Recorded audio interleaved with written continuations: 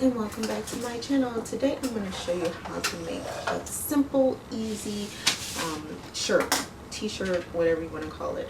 Right now I'm using my husband's shirt because I made the pattern already, and we're not going to do separate sleeves for this particular shirt, so I'm just going to show you briefly how to make the pattern. I already have mine made. Excuse my little markings here, it's just I was being excessive. So that's why all the markings are here. And as you can see at the bottom of my pattern, I have like a curved sort of edge, just because I like long shirts, and it's just me. I've always liked long shirts, so that's what we're going to make today. I'm just going to call this like a easy t-shirt creation. I don't know, whatever you want to call it, but I'm going to show you how to do it. And of course we are working with knits. If you watched my fabric haul, you would see this was part of it. It's kind of a medium weight, and it is a one-way stretch, as you can see. So yeah, I like it. This is good. This can be good for even early fall or winter if you put like a t-shirt or a tank or something like that under it. As you all know, I love to wear tanks under my shirts. I don't have one on today, but anyway, let's get started. Okay, so what you're going to do is have your shirt, and I'm right-handed, guys, so I'm sorry if things look awkward here, and I'll try to turn this around so you can see it better, but you just want to make sure your shirt is folded well. And you could use the same concept again for like a kid shirt, or, you know, if you're making something for a teen. The pattern, just making the pattern is the same concept. It's just on the size that you will make it. And I like showing you guys how you can take something that you already own and make it into something different. So I'm just straightening stuff out, guys. You know how obsessive I am about things, so it has to be straight for me. But anyway, the bottom part really doesn't matter, and I'm actually going to fold that up a bit like this. So if you have a really long shirt, or if you have a shorter shirt, you can adjust it when you're making the pattern. So what you're going to have, and you guys know I like to use, sorry, I gotta look, make sure none of my creepy crawlers are waiting for me. I got a ton of spiders in this basement. I hate it. Okay, so you're gonna take whatever it is that you're using to make your pattern, and you're gonna lay it out. And I like to just have mine over the edge a bit, so I know that I have enough. And then you're just gonna take your shirt and line it up. So I have to do it the right-handed way, guys. Sorry. So here we go again. Okay, so we're just going to fold that up a little bit. And as long as your fold line is straight, as long as whatever it is you're using for your fold line is straight on this edge, don't too much worry about how about making a line there. You really don't have to worry about that. So you're going to take your shirt, and like I said, mine has a curved edge, so that's what I'm going to do for mine. And then you're just going to take your pencil or pen, whatever it is that you like to use. I have this Sharpie here. It's easier making lines with a Sharpie because you can just go along and not have to worry about lifting up on it, if you know what I mean, guys. So for the neckline, we'll worry about the neckline, adjusting it once we get to that. But because this is a higher neckline, this will actually be the back for the neckline. As you can see on mine, I have two markings, one for the back, which is the top, and then one for my front. So what you would do when you're making it, you could just roll that down or adjust it on your fabric when you're making your shirt. So I'm just going to go ahead with this and mark for the back neckline, and I will adjust it. Like I said, I'm using my husband's shirt right now. I forgot mine upstairs. Okay, and I'm going to try to do the best I can following along the shirt lines. And then you have your sleeve. So like I said, we're not doing a separate sleeve. We're going to do two. You're just going to have like two pieces. That's why I said this is so easy. This is just going to have a front piece and a back piece.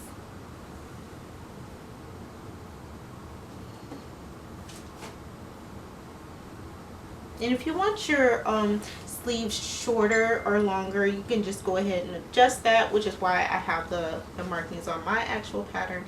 So you're just going to go down and just keep following along that line.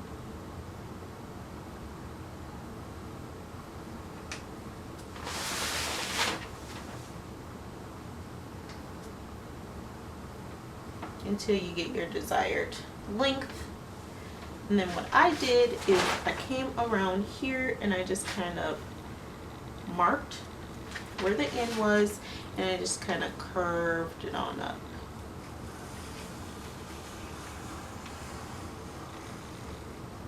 So you're not going to worry about this. You can color that out or whatever, but there you have it. Simple, easy. If you don't want yours curved up, you can just do a straight line and it'll be fine. Okay, so what you're going to do now is cut this out. And you always, I like to always mark on my patterns what it is, what I'm using it for, if it's front piece or if it's back piece, or if I'm using it for the front and back piece. I'll write a little note to myself to adjust the front collar. So what I normally do, this will be the back, and then I'll make the front collar, and that will be the front. Okay, and then you can just write on here what exactly the shirt is. Now this, because I use my husband's shirt, I can actually use this pattern to use with a more flowy type of fabric, kind of like this, to give it more of that baby doll look, as opposed to this, which is kind of more form-fitting to me because I use my shirt. So go ahead and cut your pattern out, and then we'll get started cutting out the fabric. Okay guys, so what we're going to do now, as you can see, I have my pattern piece, not the one I just made, but the one I made for myself yesterday. What I did was, you can see my full yard of fabric here. What I did was I found my one-way stretch, and it's this way. So I want the stretch to be more so in the body of the shirt as opposed to, you know, like the size and stuff like that. So I'm just laying my pattern piece down. I folded this over just slightly to maximize how much fabric I will have left over, because sometimes if you notice when you're cutting your fabric, when you fold it and you have this awkward piece of scrap left over, and you're like, oh my goodness, what am I going to do with it? But you will maximize the amount of fabric that you'll have left over folding it this way. So I'm going to cut my back piece first, and then I'm going to cut my front piece. And when I make my patterns, I already include the hemline or the seam allowance. So when I cut, I try to cut as close as I can to the edge. Sometimes I'll leave a little bit more over, just in case I decide to make a thicker hemline. Okay, so that is your back piece, and you're going to do the same thing for the front piece. And this is what this piece looks like for my back piece. And as you can see at the bottom, it has that kind of curved hem. So that is our back piece. I'm going to go ahead and create my front piece. And if you're not going to sew together your garment right away, what I would suggest is invest in sticky notes. You can find them at the Dollar Tree, and just pin to your fabric what side it is, like the front side, the back side, what you're doing with it, just so you remember. Because a lot of times I will cut something out, come back to it, and don't really remember if it's the front piece, the back piece, or what I was going to use that item for. So I would suggest just to do that. Things come up in people's lives, and you can't always you don't always know what's going to happen and when you have to walk away from a project. So go ahead and do the same thing I just showed you for the front piece, and then we'll go ahead and put it together. Okay everybody, we are back, and I have my two pieces cut out, as you can see. And I just want to warn you ahead of time that my children are awake right now, so you may hear Mortal Kombat playing in the background. Just want to warn you ahead of time. So I made my little notes because I had to leave out really quickly, and I knew I would be confused when I came back. So yeah, let's finish this up. So right now I have my sticky note on the wrong side of the fabric because when we start sewing, we want to sew on the wrong side of the fabric.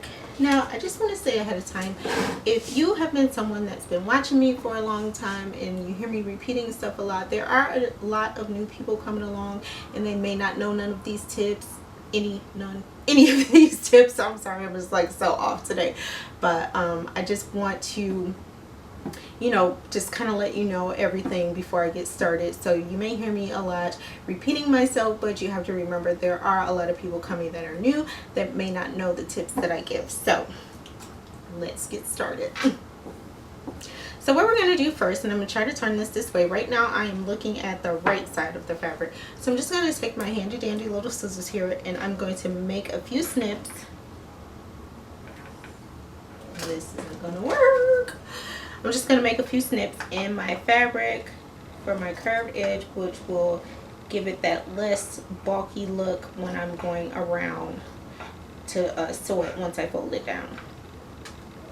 So if you've been having that problem and you don't really know how to sew curved edges, you always want to make little slits so that when you are sewing and you go to turn it down, it kind of opens that little slit up a little bit. So when you fold it, it's a little bit better of a fold as opposed to when it's together and you try to do it and it looks ridiculous. So that's one little tip. If you go in your drawer right now or your closet and you look at one of your cotton or your knit tops, and you can actually see, if you look at the hem, you can see where they made little slits to sew that curved edge. So we're going to do the same thing with this side. And when you're cutting, it really doesn't matter what side you're looking at when you make the little slits. I'm just doing it so I know once I start pinning that right sides are facing. Okay, so now we are going to start pinning our shirt together. And then we're going to sew it. Now I'm going to say it again with the tip with the knits. As you all know, when you're sewing with knits, it doesn't fray, so you don't have that frayed edge. So if you choose not to give your shirt or skirt or whatever you're sewing with a hem, you don't have to, because I'm sorry, I'm trying to see which one is the front. Okay, this is the front piece. You don't have to because it doesn't have that frayed edge, so you can just leave it as it is, or you can go ahead and give it a little hem, but we'll worry about that in a little bit. I'm not going to worry too much about that right now. Okay, so I'm going to go ahead and pin my sides together so that I can sew them. You go ahead and do the same thing and then we'll get started sewing. Okay, so actually what I'm going to do is I'm going to start with the shoulder pieces first, and then I'm going to do the collar, and then we'll sew the sides together. So I'm using a zigzag stitch as always. When I'm working with my knits and stretch fabric, I use a zigzag stitch. I did have someone ask me about using a Teflon foot. You can. That's mainly used for like leather and vinyls, laminated fabrics, more so of the slippery fabrics. I actually, with this particular sewing machine, I do not have one. So my little tips with this is to either use the tissue paper that we always talked about, or to put a piece of tape underneath your foot. So let's go ahead and start sewing with our zigzag stitch. So always, even if you use a different foot or you use my tips, you still want to use a zigzag stitch, because or any stitch that works for stretchy fabrics, or knits and spandex and stuff like that. You can read up on that in your manual, because what happens is when you use a straight stitch with fabrics that stretch, when you go to put it on, it's more tight, so you won't have that stretch going along with it. But if you use a zigzag stitch or one of those stitches that are used for stretch fabrics, when you put it on, that tends to stretch the thread. I'm sorry, I'm so lost today. I always do this. The thread normally stretches along with your fabric, so that's why I use zigzag. I'm just like so out of it today. I'm so sorry. Sew back stitch as always.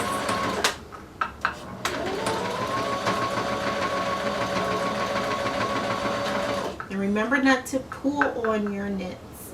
Just let it guide through, or else you're going to have that rolled kind of bumpy look to your garment and you're not going to like it.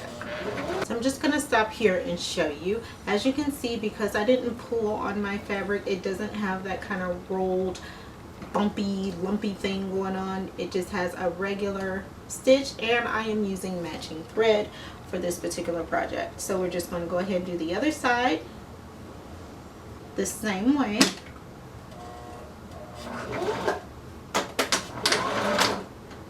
Remember to take your pins out as you go.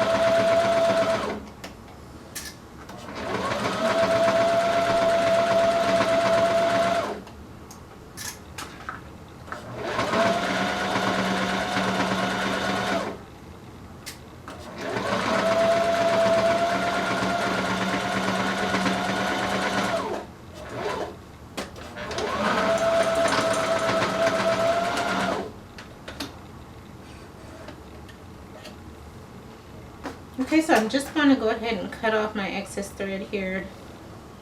Just go ahead and show you what everything looks like right now. So when you go to open this up, and you can see, this is what it looks like. Your shirt's going to look like if you open that up right now. And I'm just going to open it because I want to do my collars right now. So this is what I have going on. Okay, sorry, I got a little bit of indigestion. So now we are going to take our collar pieces, and I made the front of my shirt, the collar is a little bit lower than the back, and that's fine. That's normally how shirts are anyway, so I'm going to do that same thing just because I like a lower collar, especially in the winter time. And you could have done this before you sewed your shoulders together, but like I said, sometimes I do things differently when I've been sewing for a while. If you want to do everything by the book, go ahead. I'm not really a by the book person. I kind of find what feels good for me and what I like to do, what's more comfortable for me, so I suggest that to you. Like I said, if you're a by the book person, you want to do everything according to the way it's supposed to be done. For me, as long as I get the job done and I'm doing it right and everything stays together, it works, so I do it. And I say that same thing for you. Find your own way, find what works for you, because you will get frustrated trying to do it a way that's just not comfortable for you. So that's what I say, guys. So I'm just going to fold this down one time. It really doesn't matter to me if I'm looking at the slits. Like, nobody should be looking on the inside of my shirt anyway, right? So yeah, I'm just going to go ahead and fold this all the way down.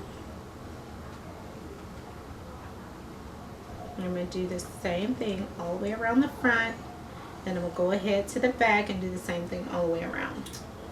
Okay guys, so now that you have everything pinned down, you're going to go ahead and do the same zigzag stitch all the way around your collar, and then we'll go ahead and sew our side seams together. Okay, now that we have our collar sewn down, as you can see, I have pinned my sides.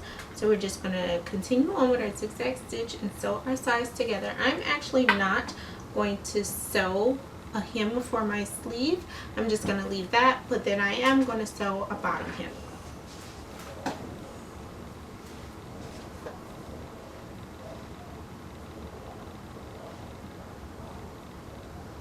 And I'm actually starting a slight bit up on my shirt just because I want to leave just like a little slit on the side just to give it a little bit more style. So that's what I'm doing. And you could do yours the same way if you choose. It's totally up to you. You don't have to follow completely everything I do. You can make it your own. I'm just giving you a guideline. Of course, you're going to backstitch.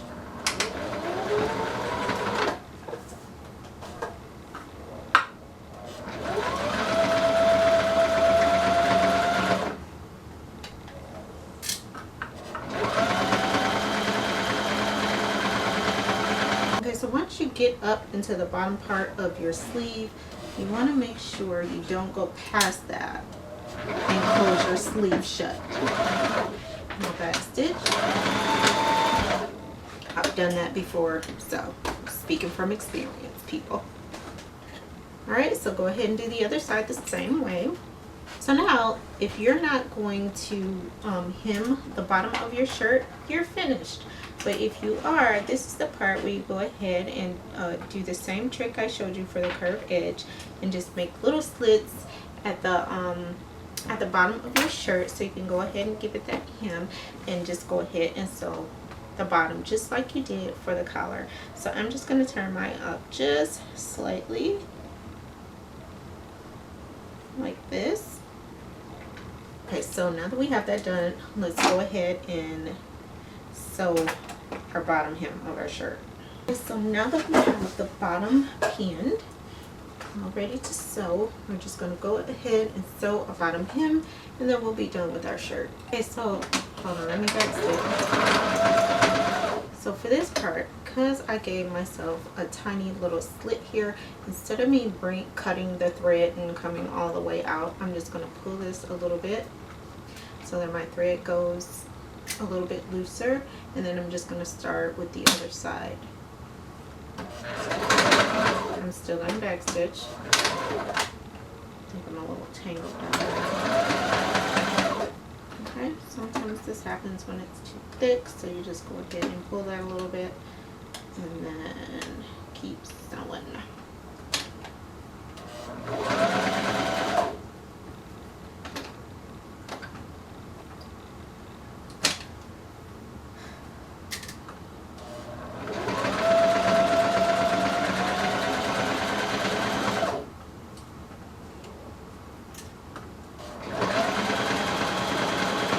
So now that we have done that, we are finished with our shirt.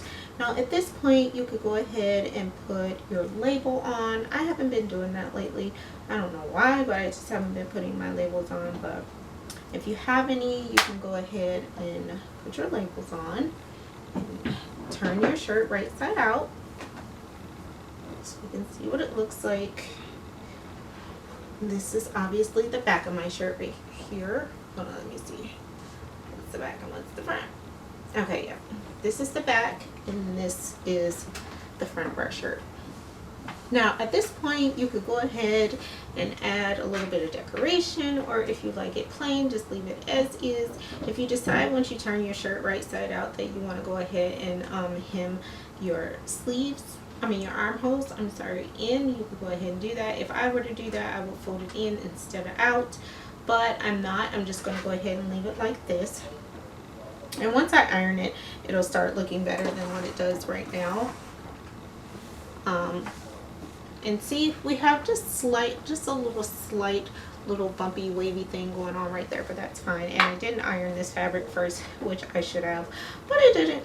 But here it is. This is an easy, simple tutorial to do. You can, like I said, make the pattern yourself. I like to show you when I'm sewing things how you can do yourself. You can make that pattern and then turn it into something else. You can make a shirt like this. You can add ruffles. You can add ruffles around the armholes. At the bottom, you can add a decoration, put rhinestones or anything. You can make this shirt your own. You can slit it down the middle. Just do so many different things. Making a basic pattern for yourself is one of the best things you can do for yourself, because you can take that basic pattern and cut your fabric any way you want to and make things look how you want them to. Now me, I like making my own clothes just because, like some of you may know, I'm going through a transition right now. I'm on a diet, so I know I'm going to be going back down to my normal size. So I make a lot of clothes. I made a lot more this year than I have last year because my weight has gone up. Anyway, we'll get into that another day, but I like making clothes for myself as well as my daughter, especially when it comes to like leggings, because I can just get so many different kinds of knits and things like that and just pop her out a handful of leggings and not have to worry about going to the store buying those, because she does like wearing a lot of leggings during the winter time and stuff like that. So I can make leggings out of knits, out of sweater knit, out of anything really that's nice, comfortable, cotton and stretchy, and then just go buy her a ton of shirts. So that's one thing I say for yourself. If you're going to sew, make a whole bunch of basic patterns for yourself and just think about how you want to turn that basic pattern into something fun and festive or basic. If you want to make something basic like this shirt, you can go ahead and do that, but you can also take that pattern that you just made today and make it into something completely different and, you know, fun for yourself. So if you use this pattern, if you make yourself a shirt, go ahead and tag me. I want to start seeing what you guys make. Don't be ashamed. Don't think that it's not good enough. Don't think that I'm going to say, oh my god, that's crap. I'm not going to say that, because at least you're trying. So go ahead and tag me in your photos when you make these things on Instagram, Facebook, or Twitter. You know, I would love to see them. I would love to see how you turn my tutorial into your own. That's the fun part about doing this, is that just because I show you one way doesn't mean you can't take that and make it something completely different. So I hope you like this video. If you do, give it a thumbs up, share it out with your friends and family, co-workers, neighbors, whoever you want to share it with. Go ahead and subscribe if you want to see what's to come. All my social media is in the description. If you have any questions about anything, go ahead and ask me. Comments, go ahead, don't feel afraid to leave comments for me. What else? Am I missing anything? No, I don't think I am. So, like I said, right now, I'm doing videos twice a week on Monday, Wednesdays, and Friday. You will see videos from me. Most of them will be tutorial based, but then every now and again you'll see a recipe, you'll see a vlog, you'll see, you know, motherly advice, relationship advice, things like that. You'll start seeing a lot more of that. What else is going on? I am in the process of starting a new book, so you can look out for that. If you haven't purchased Genevieve and you want to see what that's all about, that link is also in the description, as well as the link to my Home Chef, a couple of, what do you call those, survey things that I belong to that actually work and you get free stuff for. All of that's in the description as well, and I will see all of you next time. Bye.